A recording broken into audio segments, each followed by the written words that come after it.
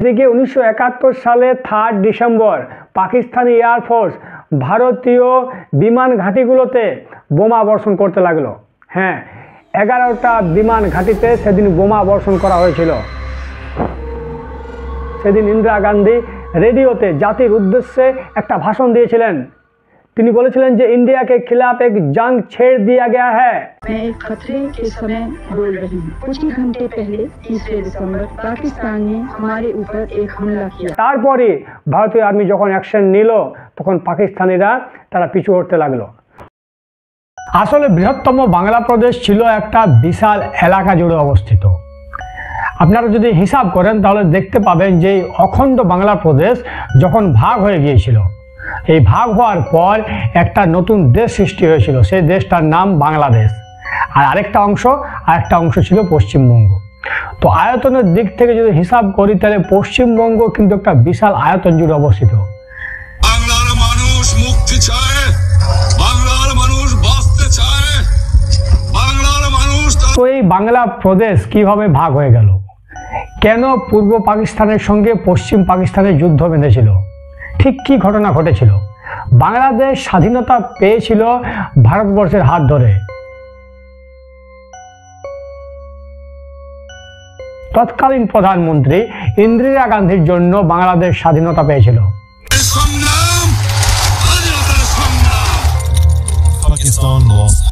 সেদিন ঠিক কি হয়েছিল আসুন এই ভিডিওতে বিস্তারিত আলোচনা করব। তবে তার আগে আমরা একটু পিছনে যাব। অখণ্ড ভারতবর্ষের সঙ্গে এই বাংলা প্রদেশটাও তখন অখণ্ড ছিল। আজকের বাংলাদেশ এবং পশ্চিমবঙ্গ তখন একসঙ্গেই ছিল। তো আমরা চলে যাব সেই শশাঙ্কের আমলে। তো আমরা জানি যে গুপ্ত যুগের একজন কর্মচারী ছিলেন শশাঙ্ক। তারপর শশাঙ্ক তিনি রাজা হয়েছিলেন এবং বৃহত্তম একটা রাজ্য তিনি শাসন করতেন। তার রাজধানীর নাম ছিল কর্ণসুবর্ণ। তো শশাঙ্কের মৃত্যুর পর, শশাঙ্কের যখন রাজত্বের অবসান হলো, তো শশাঙ্কের মৃত্যুর পর 100 বছর পর্যন্ত এই অখণ্ড বাংলা প্রদেশে মাৎস্যন্যায় যুগ শুরু হয়ে যায়। আমরা ইতিহাসের পাতায় পড়েছি। তো মাৎস্যন্যায় যুগের পরে তারপর আসে গোপালের হাত ধরে পাল বংশ।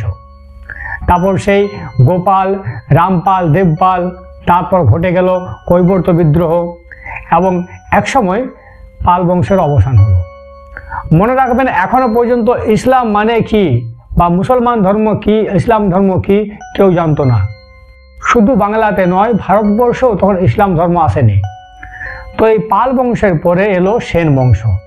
তারপর সেন বংশের রাজত্বকাল চলতে থাকে বিজয় সেন, হেমন্ত সেন, বল্লাল সেন। তারপর শেষ রাজা ছিলেন লক্ষণ সেন। তো লক্ষণ সেনের হাত ধরেই সেন বংশের অবসান হয়ে যায়। তারপরে এই অখণ্ড বাংলা প্রদেশে আসে বখতিয়ার খলজি। হ্যাঁ, এবার থেকে ইসলামরা অখণ্ড ভারতবর্ষে তথা অখণ্ড বাংলা প্রদেশে আসতে শুরু করে। তারপর একটা সময় আসে মুঘল সাম্রাজ্য। তো মুঘল সাম্রাজ্যের আমলে আমরা জানি এই অখণ্ড বাংলা প্রদেশে মুর্শিদ কুলি খাঁ শাসন করতেন। ये बात चारों तरफ फैला दी जाए कि हुकूमत मुगलिया में बेईमानी और रिश्वत जैसे जुर्म की सख्त सजा दी जाएगी। তারপর মুর্শিদ কুলি খাঁয়ের প্রপৌত্র সিরাজউদ্দৌলাকে অন্যায়ভাবে বেইমানি করে মির্জাফর পরাজিত করলেন। তারপর এলো ব্রিটিশ গভর্নমেন্ট। তো এইভাবে ব্রিটিশ গভর্নমেন্টও 200 বছর রাজত্ব করলেন এবং অবশেষে 1947 সালে ভারতবর্ষকে স্বাধীনতা দিতে বাধ্য হয়েছিল ব্রিটিশ সরকার। কিন্তু কি হয়েছিল সেদিন ব্রিটিশরা ভারতবর্ষের অখণ্ডতাটাকে ভাগ করে দিয়েছিল।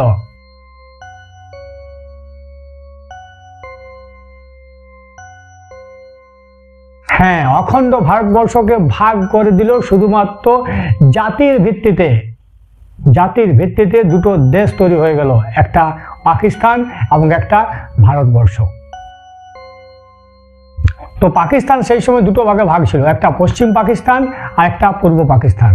পশ্চিম পাকিস্তান মানে আজকে আমরা যাকে পাকিস্তান বলে জানি সেই দেশটা, আর পূর্ব পাকিস্তানের অর্থ হলো আজকের বাংলাদেশ। কিন্তু জাতির ভিত্তিতে দুটো দেশ ভাগ তো হয়ে গেল, কিন্তু পূর্ব পাকিস্তান আর পশ্চিম পাকিস্তান তাদের যে মেলবন্ধন সেটা ধরে রাখতে পারলো না। তাদের মধ্যেও একসময় ঝামেলা হয়ে গেল, একসময় লড়াই হয়ে গেল। অখণ্ড ভারতবর্ষকে ভাগ করে দিল এবং তাদের যে ভাগের অংশটা অর্থাৎ পাকিস্তান তাদের দেশটাকেও শেষ পর্যন্ত ভাগ করলো। মানে বুঝতেই পারছেন কি অবস্থা।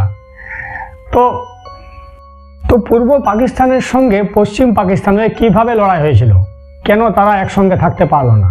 তো প্রথমে যে কারণটা সেটা আপনাদের সামনে আলোচনা করব, ভাষা।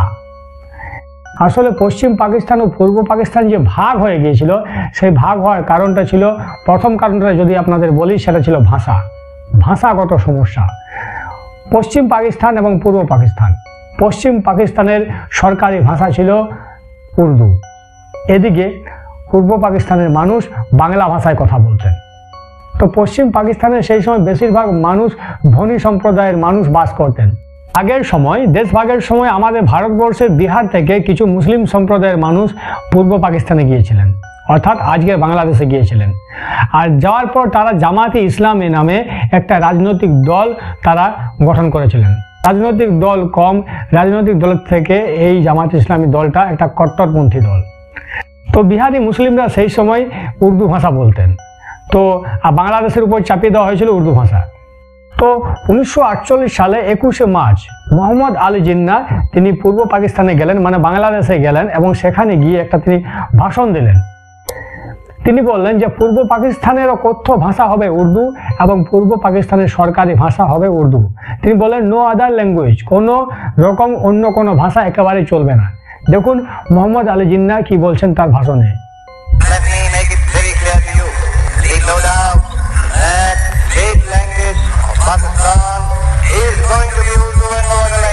তো সেদিন সেই জিন্নাহর এই বক্তব্য শুনে পূর্ব পাকিস্তানের মানুষ, মানে বাংলাদেশের মানুষ একেবারে নার্ভাস হয়ে গিয়েছিলেন।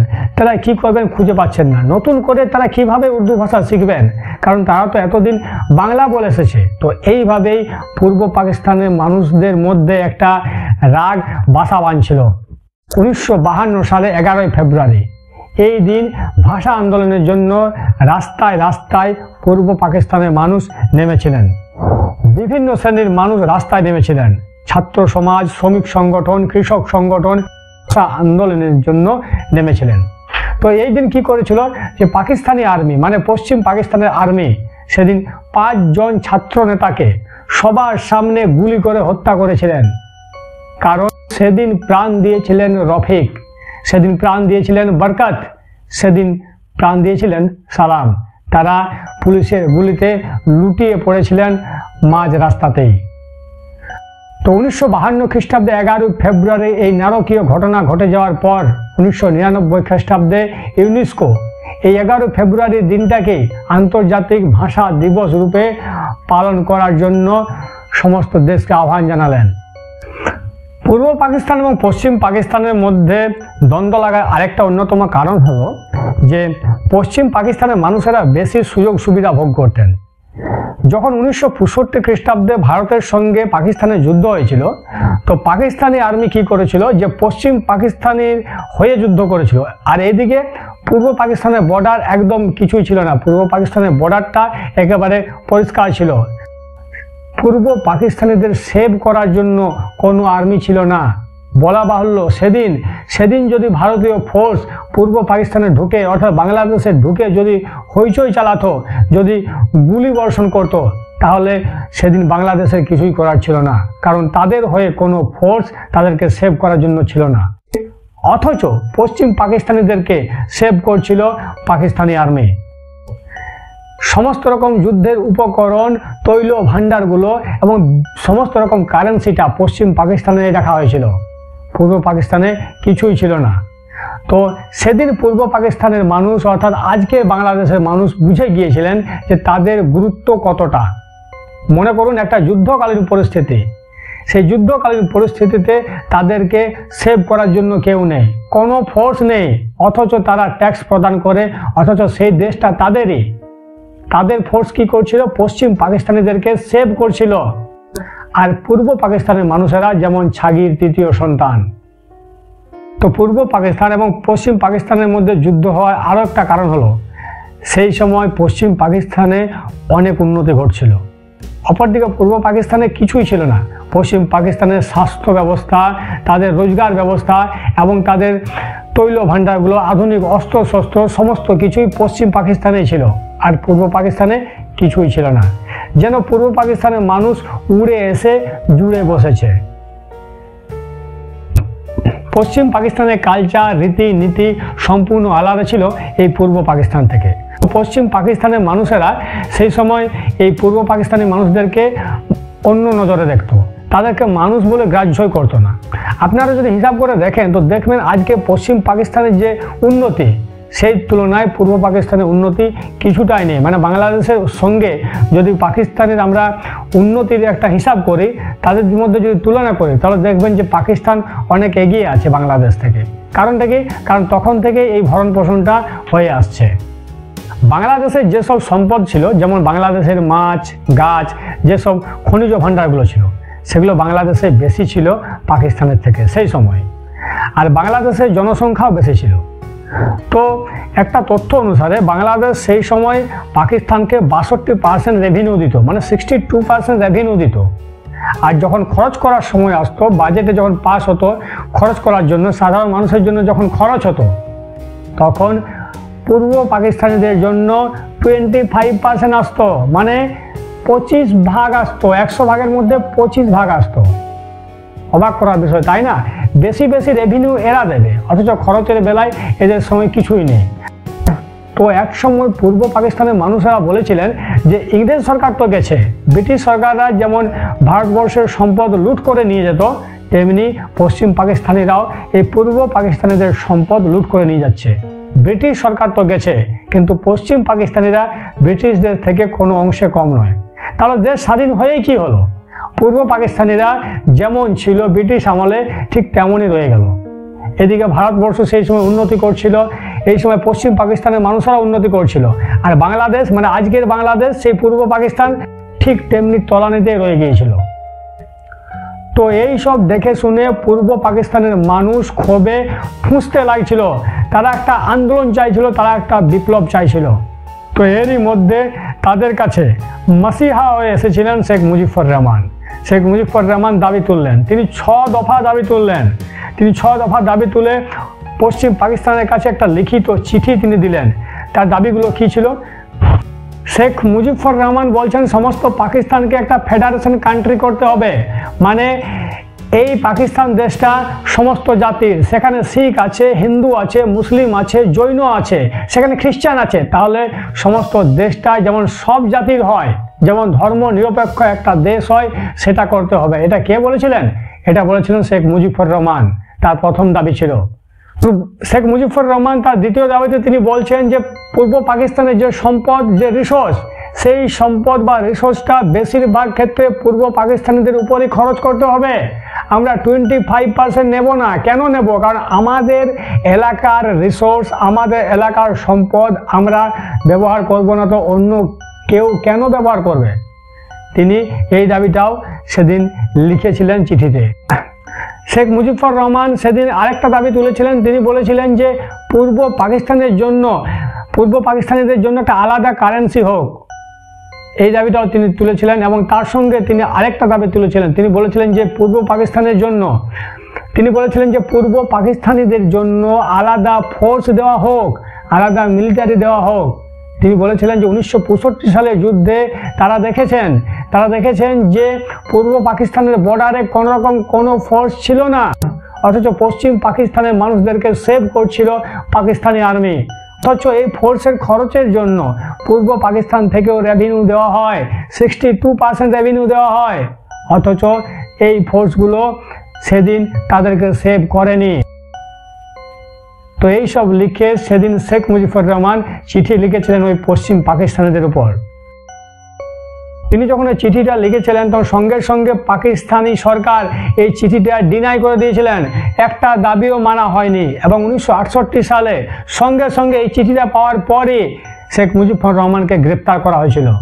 ভেবে দেখুন, যে মানুষটা দেশের জন্য কিছু দাবি লিখেছিলেন, যে দাবিটা একেবারে সত্য দাবি, যেটা প্রয়োজন, সেই দাবিটা মেনে নেওয়া তো হলোই না, বরং সেই দাবির বদলে তাকে অ্যারেস্ট করা হলো।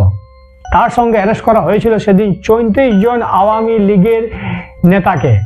আসলে শেখ মুজিবুর রহমান একটা রাজনৈতিক দল করতেন, সেই দলটার নাম ছিল আওয়ামী লীগ। অন্যদিকে বাংলাদেশে আরেকটা রাজনৈতিক দল ছিল সেদিন, সেটা ছিল জামাতে ইসলাম। তো জামাতে ইসলাম সেদিন চাইছিল যে বাংলাদেশে পশ্চিম পাকিস্তানের প্রভুত্ব কায়েম হোক, বাংলাদেশের মানুষ উর্দু ভাষায় কথা বলুক। জামাতে ইসলামের সদস্যরা সেদিনও চেয়েছিল যে বাংলাদেশে শুধুমাত্র ইসলাম ধর্মের মানুষেরা থাকবেন। তো সেদিন থেকে আওয়ামী লীগ এবং জামাতে ইসলামের সঙ্গে এই নীতির লড়াইটা চলে আসছিল।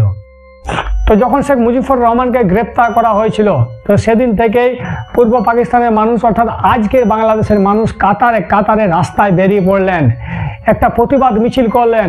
মানুষ রাস্তায় বেরিয়ে পড়লেন, আবাল বৃদ্ধ বনিতা সমস্ত রকমের মানুষ রাস্তায় বেরিয়ে পড়লেন এবং তারা কি করলেন, তারা পশ্চিম পাকিস্তানিদের উপর আওয়াজ তুললেন। সেদিন পাল্টা মিছিল করেছিল ওই জামাতে ইসলামের নেতারা, তারা বলেছিল যে না, এটা ঠিক আছে। তো সেই সময় পশ্চিম পাকিস্তানে আইয়ুব খানের সরকার চলছিল।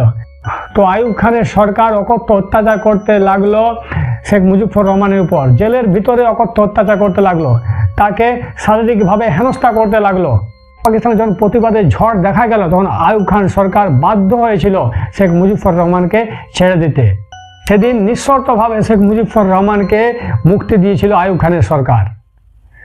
তো বাংলাদেশের মানুষের রাগ বা বাংলাদেশের মানুষের রোষ এতটাই সেদিন বেড়েছিল যে আইয়ুব খান সেদিন রিজাইন করতে বাধ্য হয়েছিল, কারণ আইয়ুব খানের রিজাইনের নিয়ে দাবি উঠেছিল।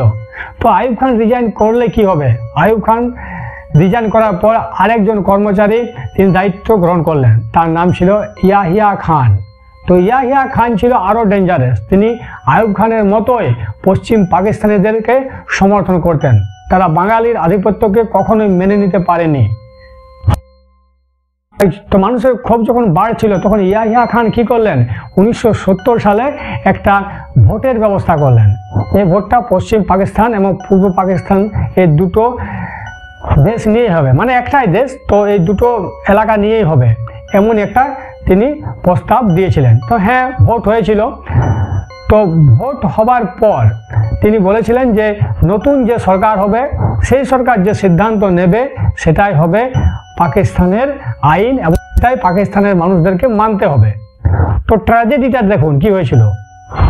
সেদিন ইয়াহিয়া খান ভেবেছিলেন যে পিপিপি পার্টি অর্থাৎ তাদের রাজনৈতিক দল মানে পাকিস্তানি পিপলস পার্টি জয়ী হবে।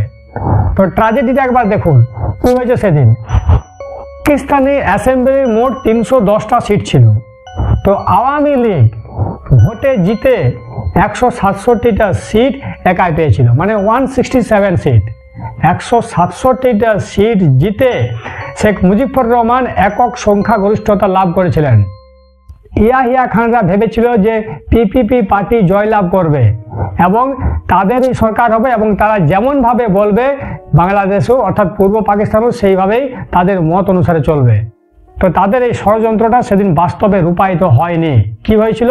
অন্যদিকে আওয়ামী লীগ জিতে গিয়েছিল 167টা আসন পেয়ে, মানে 310টার মধ্যে 167টা আসন পেয়ে জিতে গিয়েছিল। তো ইয়াহিয়া খান তথা পাকিস্তান পিপলস পার্টির মাথায় যেমন বাজ পড়ে গেছে এমন একটা অবস্থা। তো তারা কি করলো, তার সঙ্গে সঙ্গে ভোটটাকে মানতে অস্বীকার করলো। তারা শেখ মুজিবুর রহমানকে ডেকে পাঠালেন এবং বললেন যে এখন পরিস্থিতি খারাপ, আমরা এই ভোটটা মানি না, পুনরায় নির্বাচিত হবে।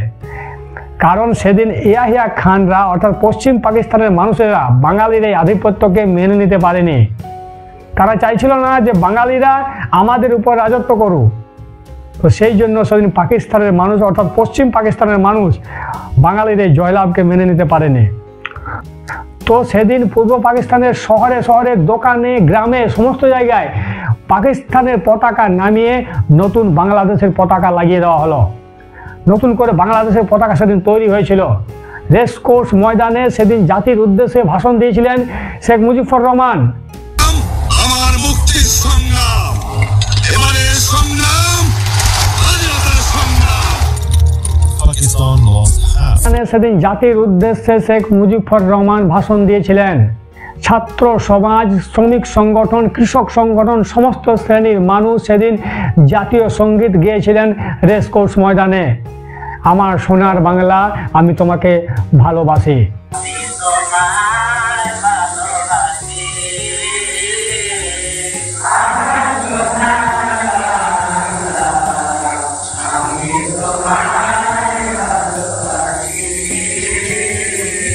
তো সেদিন শেখ মুজিবুর রহমান জাতির উদ্দেশ্যে ভাষণ দিয়েছিলেন। তিনি বলেছিলেন, এবারের সংগ্রাম আমাদের মুক্তির সংগ্রাম, এবারের সংগ্রাম আমাদের স্বাধীনতার সংগ্রাম। তিনি এই ভাষণটা সেদিন দিয়েছিলেন। তারপর পূর্ব পাকিস্তানের মানুষ তারা আলাদাভাবে বাংলাদেশ গঠনে উদ্যত হলো। তো এই সময় পাকিস্তানের প্রধানমন্ত্রী ছিলেন জুলফিকার আলী ভুট্টো। তিনি মজুদা সমস্যার কোনো সমাধান না করে তিনি কি করলেন, পশ্চিম পাকিস্তান থেকে আর্মি পাঠালেন। আর্মির নাম দেওয়া হয়েছিল শান্তি বাহিনী। তো এই শান্তি বাহিনী যখন পূর্ব পাকিস্তানে গেল, মানে আজকের বাংলাদেশে গেল, তো যাওয়ার পর তারা কি করলো, কাতারে কাতারে মানুষদেরকে গুলি করে হত্যা করতে লাগলো। যেখানে আওয়ামী লীগের নেতাদেরকে দেখছে সেখানেই গুলি করছে। এখানে সেই দিন আওয়ামী লীগের নেতারা ছত্রভঙ্গ হয়ে গিয়েছিল। রাস্তায় রাস্তায় মানুষ মার খাচ্ছে পশ্চিম পাকিস্তানি আর্মিদের কাছে। সেদিন পাকিস্তানের সেনাপ্রধান জেনারেল নিয়োজি একটা কটূক্তি করেছিলেন পূর্ব পাকিস্তানের অর্থাৎ আজকের বাংলাদেশের মহিলাদের উপর। তিনি সেদিন যে ভাষাটা বলেছিলেন সেই ভাষাটা আমি আপনাদেরকে বলতে পারবো না, আপনারা ইন্টারনেট সার্চ করে দেখে নিতে পারেন। তো তাহলে বুঝতেই পারছেন তিনি যে কটূক্তিটা করেছিলেন তাহলে কীরকম অত্যাচার করা হতো, এই ভাষাতেই তার প্রমাণ। তো এতটা অত্যাচার করতে লাগলো যে বলার কিছু ছিল না। তখন কি করলো, বাংলাদেশের সাধারণ মানুষ বাঁচার জন্য তারা মুক্তি বাহিনী নামে একটা সংগঠন তৈরি করলেন।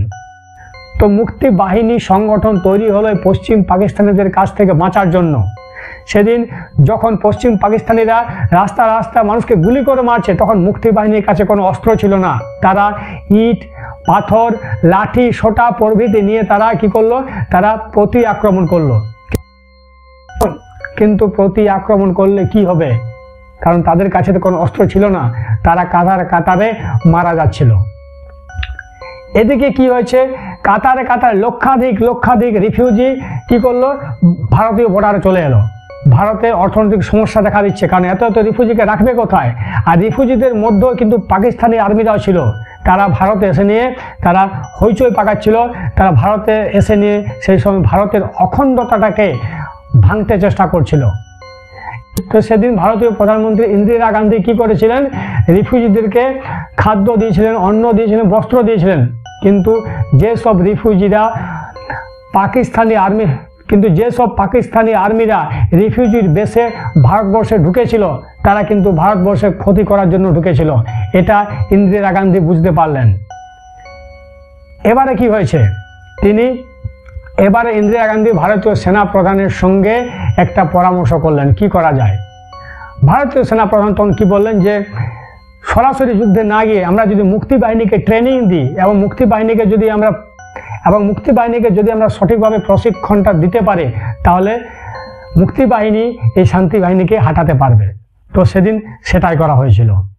এদিকে 1971 সালে 3 ডিসেম্বর পাকিস্তানি এয়ারফোর্স ভারতীয় বিমান ঘাঁটিগুলোতে বোমা বর্ষণ করতে লাগলো। হ্যাঁ, 11টা বিমান ঘাঁটিতে সেদিন বোমা বর্ষণ করা হয়েছিল। যেমন যোধপুর, অমৃতসর, পাঠানকোট প্রভৃতি জায়গায়, আগ্রা প্রভৃতি জায়গায় যেসব বিমান ঘাঁটিগুলো ছিল সেগুলোর উপর বোমা বর্ষণ করা হলো। সেদিন ইন্দিরা গান্ধী রেডিওতে জাতির উদ্দেশ্যে একটা ভাষণ দিয়েছিলেন। তিনি বলেছিলেন যে इंडिया के खिलाफ एक जंग छेड़ दिया गया है। मैं एक खतरे के समय बोल रही हूँ। कुछ ही घंटे पहले 30 दिसंबर पाकिस्तान ने हमारे ऊपर एक हमला किया। তারপরে ভারতীয় আর্মি যখন অ্যাকশন নিল, তখন পাকিস্তানিরা তারা পিছু হটতে লাগলো। তখন ইন্দিরা গান্ধী এবং ভারতীয় সেনাপ্রধানের পরামর্শে মুক্তি বাহিনীকে সম্পূর্ণভাবে সাপোর্ট করা হলো, অস্ত্র দেওয়া হলো, প্রশিক্ষণ দেওয়া হলো, বিভিন্নভাবে সাপোর্ট করা হলো এবং শান্তি বাহিনীকে পিছু হটানো গেল। তো সেই দিন অর্থাৎ 1971 সালের 16 ডিসেম্বর পাকিস্তানি আর্মি ভারতীয়দের কাছে আত্মসমর্পণ করলো। এদিন পাকিস্তানের সেনাপ্রধান অর্থাৎ জেনারেল নিয়োজি 93,000 সৈন্য নিয়ে ভারতের কাছে আত্মসমর্পণ করলেন। ভারতের কাছে আত্মসমর্পণ করলো। তো এই মর্মে সেদিন একটা দলিল লিখিত হয়েছিল। আজও ভারতের জাদুঘরে সেই দলিলটা পাওয়া যাবে, আপনারা ইন্টারনেটে সার্চ করে সেই দলিলটা দেখতে পাবেন। তাহলে কি হলো, পাকিস্তানি আর্মি ভারতের কাছে পরাজিত হলো, অন্যদিকে বাংলাদেশ স্বাধীন হলো এই 16ই ডিসেম্বর। মানে ভারতের সঙ্গে যুদ্ধ হলো পাকিস্তানের, আর বাংলাদেশ স্বাধীনতা পেল। আজকে যারা যেসব বাংলাদেশি বন্ধুরা বলেন যে বাংলাদেশের স্বাধীনতার সময় ভারতের কোনো হাত নেই, ভারত কিছুই করেনি, তারা ইতিহাসটা হয়তো জানেন না, কিংবা জেনেও হয়তো তারা মিথ্যে কথা বলছেন। তাদের কাছে অনুরোধ করব, আপনারা দয়া করে ইতিহাসটা জানুন সেদিন কি ঘটেছিল। সেদিন পূর্ব পাকিস্তানের উপর, মানে আপনাদের বাংলাদেশের উপর সেদিন কি অত্যাচারটা হয়েছিল। সেদিন জেনারেল নিয়োজি মানে পাকিস্তানের সেনাপ্রধান বাংলাদেশের মহিলাদের উপর কি কটূক্তিটা করেছিল, আপনারা সবই দেখতে পাবেন ইন্টারনেটে। বাংলাদেশের শিক্ষিত মানুষ এগুলো অবশ্যই জানেন। তো এমনিভাবেই 1971 সালের 16ই ডিসেম্বর বাংলাদেশ স্বাধীন হয়েছিল। সেদিন বাংলাদেশের রাষ্ট্রপতি হয়েছিলেন শেখ মুজিবুর রহমান। কিন্তু বন্ধুরা, এই এন্ডিংটা হ্যাপি এন্ডিং হয়নি। কথাটা কেন বলছি, কারণ 1975 সালের 15ই আগস্ট শেখ মুজিবুর রহমানকে বেশ কয়েকজন আততায়ী হত্যা করে দিলেন। হ্যাঁ, হত্যা করেছিলেন শেখ মুজিবুর রহমানকে। শুধু শেখ মুজিবুর রহমানকেই নয়, তার সমস্ত পরিবারকে হত্যা করা হয়েছিল। কিন্তু ভাগ্যবশত সেই সময় সেই দিন শেখ মুজিবুর রহমানের 2 মেয়ে বেঁচে গিয়েছিল, কারণ তারা সেই ঘটনাস্থলে ছিলেন না। তো শেখ মুজিবুর রহমানের একজন মেয়ে যেমন শেখ হাসিনা, পরবর্তী ক্ষেত্রে তিনি বাংলাদেশের প্রধানমন্ত্রী হয়েছিলেন এবং বাংলাদেশে প্রধানমন্ত্রী হয়ে তিনি প্রভূত উন্নতি সাধন করেছিলেন। এইভাবেই শেখ মুজিবুর রহমান তার সমস্ত জীবনটা তিনি বাংলাদেশের জন্য সঁপে দিয়েছিলেন, বাংলাদেশকে স্বাধীন পর্যন্ত করেছিলেন। কিন্তু 1975 সালে কয়েকজন আততায়ী তাকে হত্যা করেছিল, কারণ তারা চাইছিল না বাংলাদেশের স্বাধীনতা। তাই তারা শেখ মুজিবুর রহমানকে মানে বঙ্গবন্ধুকে হত্যা করেছিলেন। বন্ধুরা, এই ভিডিও শেষে বলবো যে বাংলাদেশের স্বাধীনতার জন্য বঙ্গবন্ধুর গুরুত্ব অপরিসীম এবং বাংলাদেশের স্বাধীনতার জন্য ভারতবর্ষের গুরুত্ব অপরিসীম। সেদিন ইন্দিরা গান্ধী না থাকলে হয়তো রেজাল্টটা অন্য কিছু হতো। ভিডিও শেষে আরেকবার বলবো, বঙ্গবন্ধু শেখ মুজিবুর রহমানকে প্রণাম জানিয়ে এই ভিডিও শেষ করছি। নমস্কার বন্ধুরা, নমস্কার।